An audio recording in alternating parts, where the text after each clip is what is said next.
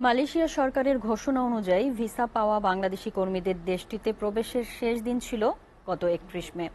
শেষ সময়ে বহু চেষ্টার পরও বাংলাদেশ জনশক্তি কর্মসংস্থান ও প্রশিক্ষণ ব্যুরোর ছাড়পত্র পাওয়ায় প্রায় ১৭,০০০ বাংলাদেশি দেশটিতে যাওয়ার সুযোগ পাননি।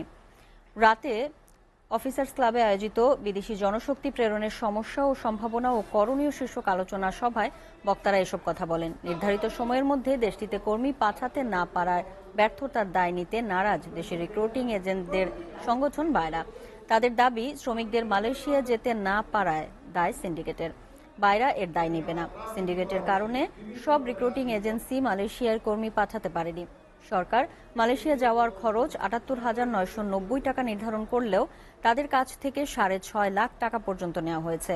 জমি বিক্রি করে সুদে ঋণ নিয়ে টাকা দিয়ে সর্বশান্ত হয়ে গেছেন তারা।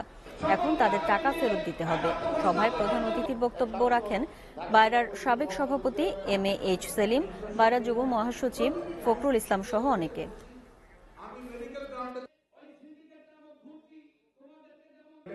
রাজনীতি করা